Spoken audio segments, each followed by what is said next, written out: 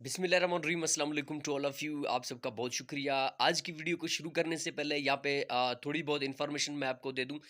कल जो मैंने वीडियो अपलोड किया था पेडागोजी का पार्ट 1 का टीचिंग मेथड्स के हवाले से, आपसे गुजारिश है कि आप कुछ बातें मैं आपको बता रहा हूँ, इन बातों को आप नोट करें। इंशाल्लाह आपकी जितनी भी इश्यूज़ हैं वो सॉल्व हो जाएंगे। ये जो बुक मैं आपके सामने शेयर कर रहा हूँ, बेसिकली ये पेडागोजी का एमसीक्यूज़ का बुक है। याद रखें, एमसीक्यूज़ के बुक में और थ्योरेटिकल बुक में ज़मीन आसमान का फ़र्क है। अगर कोई भी टेक्स्ट बुक आप पढ़ते हैं और एमसीक्यूज बुक आप पढ़ते हैं, उसमें ज़मीन और आसमान का फ़र्क होता है। बहुत सारे लोगों को, कल जो मैंने वीडियो अपलोड किया था, बहुत सारे लोगों को ये मसला था कि शाकिर भाई आप तो हमें एमसीक्यूज़ बता रहे हो, आप हमें समझा नहीं रहे हो और हमें तो समझ नहीं आ रहा है। उन लोगों को मसला ये था कि वो जो है वो टेक्स्ट बुक नहीं पढ़ते हैं। आप टेक्स्ट बुक पढ़ें, उसके बाद एमसीक्यूज़ पोर्शन को हल करने की कोशिश करें।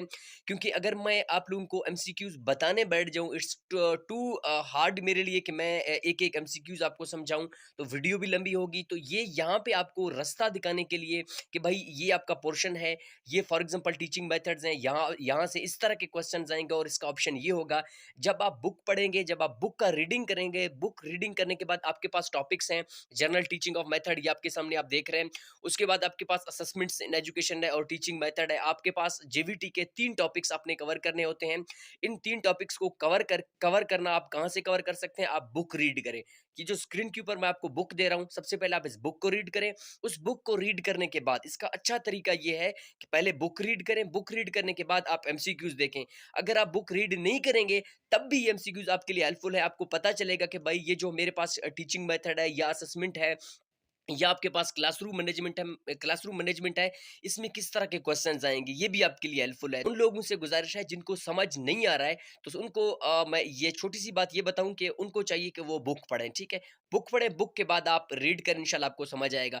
आज हम अपने पार्ट 2 को स्टार्ट करने जा रहे हैं, जो टीचिंग मेथड है। कल हमने 50 एमसीक्यूज़ किए, आज हम अपने नेक्स्ट 50 एमसीक्यूज़ करेंगे। तो आपसे गुज़ारिश है कि इस वीडियो को मुकम्मल देखें और इंशाल्लाह आपके लिए हेल्पफुल होगी, ठीक है? अभी हम चलते हैं और आपको दिखाएँगे कि हमारे जो नेक्स्ट 50 एमसीक्यूज़ हैं वो क्या है। अगर आपने हमें अभी तक फॉलो नहीं किया, आप हमें फॉलो करें, इंशाल्लाह आपको बहुत फ़ायदा होगा। आ चुके हैं अपने 50 एमसीक्यूज़ की तरफ। कल हमने 50 तक किए थे। आज जो बेसिकली हम डिस्कस करने जा रहे हैं, हम अपने 51 एमसीक्यूज़ आप देख सकते हैं। मैंने आपके सामने ये है एमसीक्यूज़ का जो बैंक है वो ओपन किया हुआ है। 51 हमारे पास एमसीक्यूज़ है, इसको आप देखें कि taxonomy of educational objective was presented in. इसका जो राइट ऑप्शन है हमारे पास, ऑप्शन नंबर बी है। 1956 में इसको प्रेज़ेंट किया गया। और 52 एमसीक्यूज़ हमारे पास है। The classification of cognitive domain was presented by. इसका जो राइट ऑप्शन है, ऑप्शन नंबर ए है, ब्लूम वाला है। अगर आपने ब्लूम की थ्योरी नहीं पढ़ी तो आप पढ़ लें। फिर आप कहेंगे कि हमें समझ नहीं आ रहा है, तो फिर से कह रहा हूँ, आप बुक पढ़ लें। बुक पढ़ने के बाद आप एमसीक्यूज़ पढ़ लें। आपके 1 मिनट भी नहीं है, आपके पास 3 टॉपिक्स हैं। आपसे गुज़ारिश है, सबसे पहले आप बुक पढ़ें, उसके बाद आपको इंशाल्लाह सही समझ आएगा, ठीक है? और उसके बाद हमारे पास जो 53 एमसीक्यूज़ है, 53 एमसीक्यूज़ हमारे पास है जी। कॉग्निटिव डोमेन्स है हमारे पास। इसका जो राइट ऑप्शन है वो हमारे पास ऑप्शन नंबर डी है, 6 सब ग्रुप्स। उसके बाद हमारे पास है 54, the lowest level of learning in cognitive domain is. इसका जो ऑप्शन है वो ऑप्शन नंबर सी है, नॉलेज है। उसके बाद हमारे पास है जी 55, the highest level of learning in cognitive domain is. इसका जो राइट ऑप्शन है हमारे पास, ऑप्शन नंबर ए है, हमारे पास एवोल्यूशन है। उसके बाद हमारे पास जो नेक्स्ट क्वेश्चन है, 56 क्वेश्चन है, द राइट सीक्वेंस ऑफ सब ग्रुप ऑफ कॉग्निटिव डोमेन्स। इसका जो हमारे पास राइट ऑप्शन है, हमारे पास है ऑप्शन नंबर डी, नॉलेज। ये आप देख सकते हैं, ऑप्शन नंबर डी मैंने इसको टिक भी किया हुआ है। और उसके बाद 57 हमारे पास है, knowing, memorising and recalling in concern with knowledge, ठीक है? ऑप्शन नंबर सी है इसका, 57 का जो ऑप्शन नंबर सी है, ठीक है? उसके बाद 58 हमारे पास है, to grasps the meaning of material. हमारे पास कॉम्प्रिहेंशंस है, ऑप्शन नंबर ए 58 का। उसके बाद हमारे पास है 59, to use the previous learn material in a new situation is called application, ठीक है? ये बहुत आसान है। और उसके बाद हमारे पास है जी 60 हमारे पास है। 60 को आप देख लें। 60 हमारे पास है, the break down material into components parts known in its organisation structure is called analyse, ठीक है? इसको एनालाइज इसका राइट ऑप्शन है, ठीक है? और ऑप्शन नंबर सी है इसका। और 61 हमारे पास है, to put ideas together to form a new is called synthesise, ठीक है? ऑप्शन नंबर बी हमारे पास है।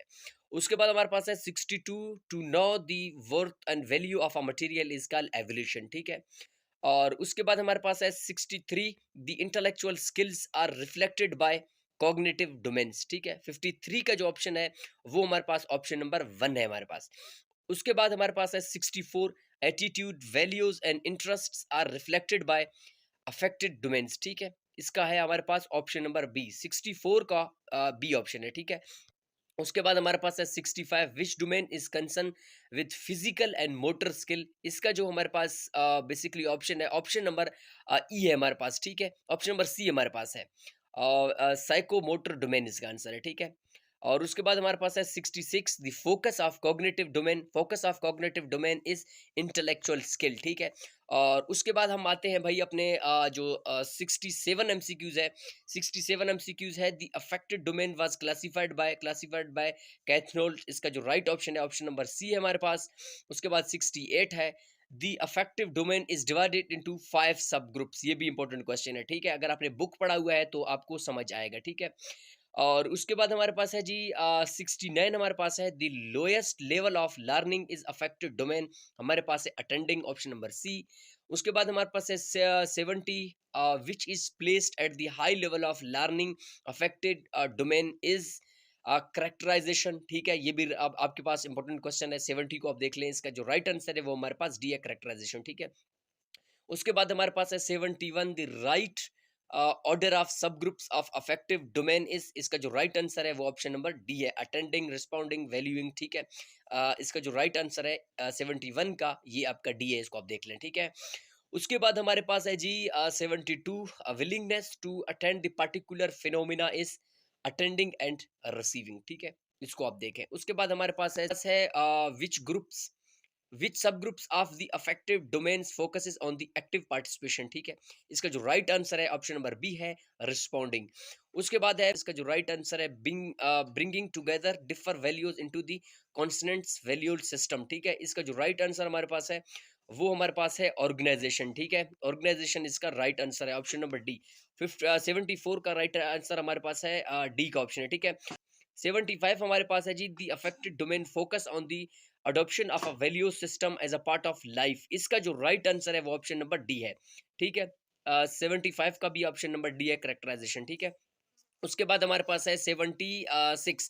76 का है जी, psychomotor domain was classified into Simpson in 1972, ठीक है। इसका जो राइट आंसर है वो हमारे पास है 1972। उसके बाद है 77, the affected domain was divided into sub groups by Krathwohl's. ये आपके पास का जो राइट आंसर है वो है हमारे पास बी, 64, ठीक है, 1964। उसके बाद हमारे पास है 78। 78 हमारे पास जो राइट आंसर है उसको भी आप देखें, इसका डी है, ये इंपॉर्टेंट क्वेश्चन है, इसको आप नोट करें, ठीक है। जो psycho motor domains was divided into Simpson, ये आपके पास 7 सब ग्रुप्स में, ठीक है। 79 हमारे पास है जी, the characterisation of behavioural objective. इसका जो राइट ऑप्शन है हमारे पास ऑप्शन नंबर सी है, ठीक है।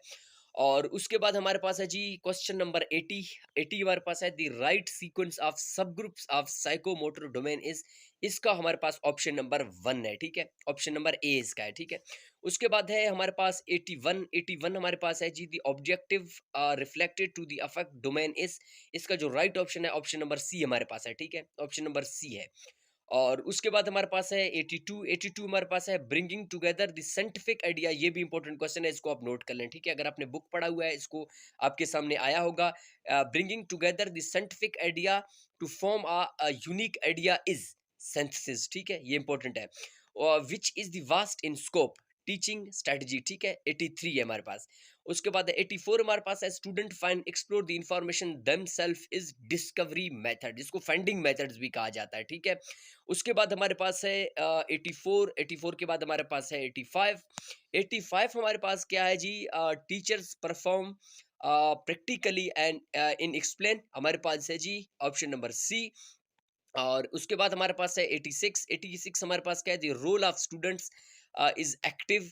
इसका हम जो हमारे पास राइट ऑप्शन है ऑल ऑफ दीज है, ठीक है। डिस्कवरी मेथड है, प्रॉब्लम सॉल्विंग मेथड है और इंक्वायरी मेथड है।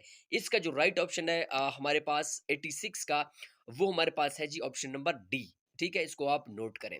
उसके बाद हमारे पास है जी माइक्रो टीचिंग इज। ये भी इंपॉर्टेंट क्वेश्चन है, माइक्रो टीचिंग इज। इसका जो ऑप्शन नंबर बी हमारे पास है, टीचिंग ट्रेनिंग टेक्निक्स, ठीक है। और उसके बाद हमारे पास 88 है। 88 हमारे पास क्या है, 88 what is the time of presentation of micro teaching, 10 से 5 से 10 मिनट, ठीक है। 10 टू 5 मिनट। उसके बाद हमारे पास है 89 what is the number of student micro teaching, इसका भी है 5 टू 10, ठीक है। उसके बाद हमारे पास है 90 micro teaching started in, micro teaching कब स्टार्ट हुआ? 1960 में स्टार्ट हुआ। उसके बाद हमारे पास है 91, 91 को आप देखें, ये भी इंपॉर्टेंट क्वेश्चन है। Micro teaching focuses on the contemporary over. उसके बाद हमारे पास का जो राइट ऑप्शन ऑप्शन है वो हमारे पास स्किल्स है, ठीक है। और उसके बाद हमारे पास है 92 एमसीक्यूज। 92 हमारे पास क्या है? Which is more suitable of teaching in science, ठीक है, प्रोजेक्ट मेथड, इसको आप देखें, ये भी इंपॉर्टेंट क्वेश्चन है, ठीक है। 3 है 93 हमारे पास है जी, विच वन इज एक्सप्रेशन, हमारे पास जो राइट आंसर है वो है टीवी, ठीक है, ऑप्शन नंबर डी। उसके बाद 94 है which is not included in the print media, TV हमारे पास है, ठीक है। टीवी हमारे पास प्रिंट मीडिया में नहीं, प्रिंट मीडिया में बुक्स, मैगजीन्स और डायग्राम्स हमारे पास आते हैं, ठीक है। उसके बाद हमारे पास है 95, how many sense a person have use observation films, ठीक है। 2 सेंसेस हमारे पास यूज होते हैं, ठीक है। और उसके बाद हमारे पास है जी, how much knowledge is gain through the sense of seeing, ठीक है। देखने से आप कितना जो है ना आपके पास नॉलेज होगा, 75%, ये बहुत है, ठीक है। इसको ऑब्जर्वेशन नॉलेज भी कहा जाता है। और उसके बाद हमारे पास है जी, how much knowledge is gain through the sense of listening, 13% knowledge है हमारे पास, ठीक है। और नेक्स्ट क्वेश्चन हमारे पास है 98, how much knowledge is gain through the sense of touch, 6 हमारे पास है, ठीक है।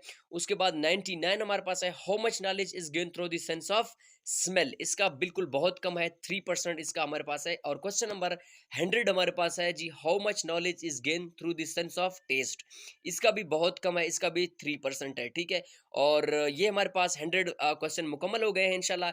कल हमारे पास 101 से लेकर 166 तक हम इंशाल्लाह अपने नेक्स्ट वीडियो में वीडियो नंबर 3 में इंशाल्लाह हम कवर करने की कोशिश करेंगे, ठीक है। अगर आपने हमें अभी तक फॉलो नहीं किया, मैं फॉलो करें। मिलते हैं नेक्स्ट वीडियो में, तब तक के लिए अल्लाह हाफिज़।